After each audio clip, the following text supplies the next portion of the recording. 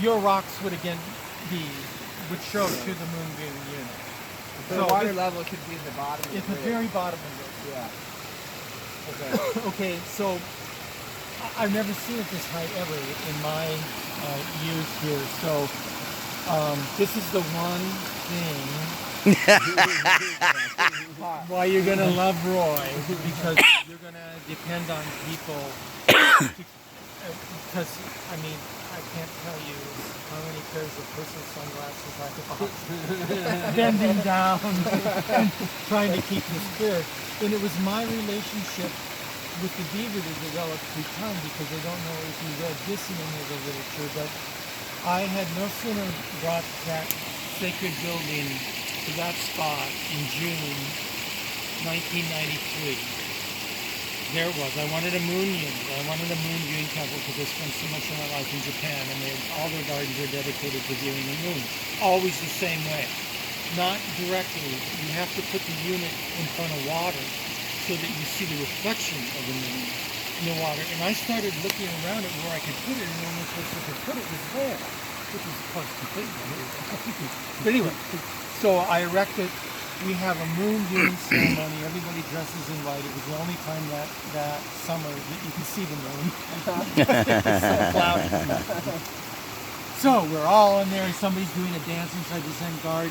Everybody's in white, the whole 9 yards. I'm doing an installation in Tacoma, Washington, and for lunch I go into the old part of town, and I see an old antique shop, all lined up in front of the windows was a basket collection.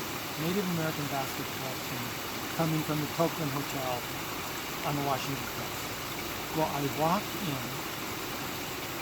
and up until this point, I'd never thought about the Snoqualmie people whose land is less than 10,000 removed.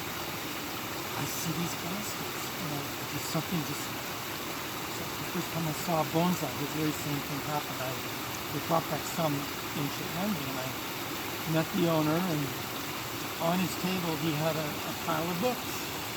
And one of them was an early ethnography on the Snoqualmie people. Because all the people who studied our indigenous were students of Franz Boas from the East Coast. All the people who did the early ethnography were professors at the University of Washington. I don't remember in that field. So I take it home.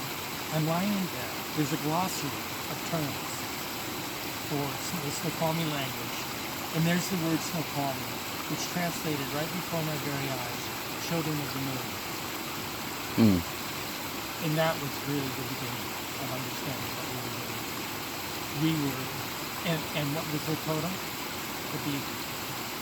Because they were nocturnal people, and so they chose an animal that was nocturnal, and the beavers were nocturnal like that animal. And for them, so all those years fighting the beavers, day after day, and all of a sudden I just got this big grin on my face and realized it would be my lot. You have to live with it, because it is a Snoqualmie story. So I'm going to loan it to you, but I'm going to end up giving all of this to you in the end. They are the journals written by over 7 years of a local middle school in Timberlake coming here to study about the garden. And if anything can give you a clear picture of actually what went on here and what can now continue to go on here with you and your family, it's in those journals. And you'll read about it all. These are 7th graders who are doing either geography, English, social studies, biology, environmental science class. They come out here. But and this is the only exchange I expected from them. I wanted them to write me about their experience, because they came here freely with wouldn't go gardening, what process explained to them. The upper half of each page is a drawing. And it's a drawing of what part of the garden spoke to them.